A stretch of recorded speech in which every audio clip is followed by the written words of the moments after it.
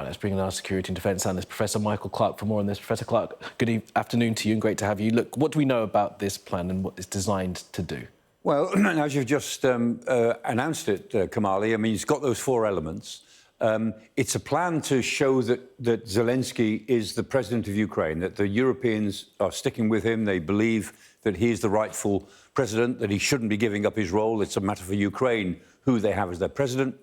And they want to back him. And this is a very deliberate meeting to show that the Europeans want to back him.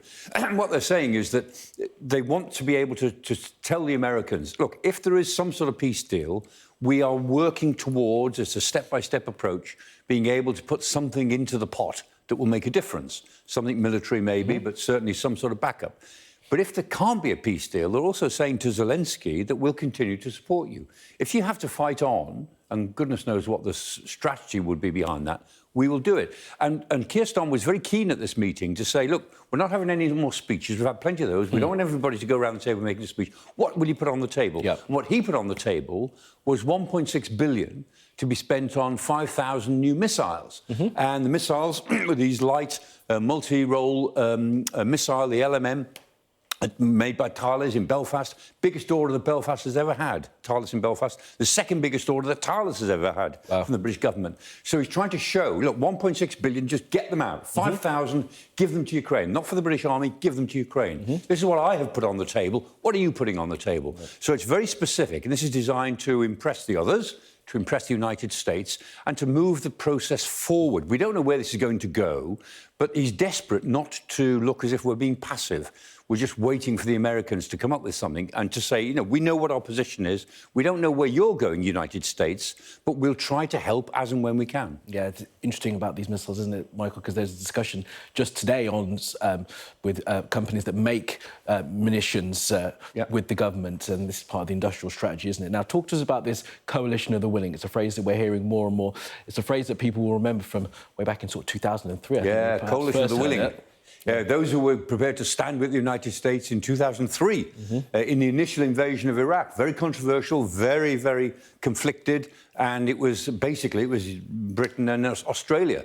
And we were the coalition of the willing. And that was, and the reason they used that phrase, of course, is because it appeals to the United States. They remember what the coalition of the willing was. And what Keir Starmer is doing when he uses that phrase is say, remember 2003? We stuck with you through thick and thin. Even though we had our doubts, we stuck with you then. So maybe think about that. Very important.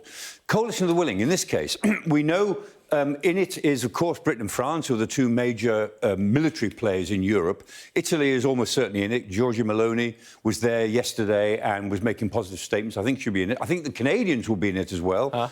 Not on this map. Trudeau was there as well. But who's not in it? I mean, Spain have said that they won't go into it. Germany has said that they can't yet go into it. I mean, Scholz, the Chancellor, is giving way to Friedrich Merz when he gets his government together, so he's not in a position to make a commitment. Poland, interestingly, have said no. Now, Poland's got an army of 110,000 and a lot of modern equipment.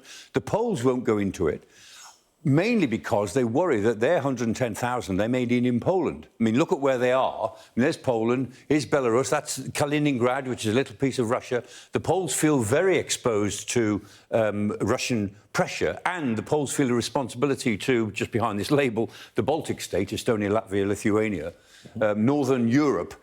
And so the Poles don't want to commit themselves to Ukraine in case they need their army for other purposes. And they're worried that this thing might spin out of control. So who is not in it is as important as who is in it. And Keir Starmer has been very coy about it because it's an evolving initiative. He doesn't know who'll be in it by next week, but they're trying to actually build it up into something that will be a bit more impressive than it was at 5 o'clock yesterday afternoon. Yeah, he said he doesn't want to speak for anyone, but there's a meeting of Europeans later on this week, so we may get some more contours over them. Professor Clarke, appreciate it for now.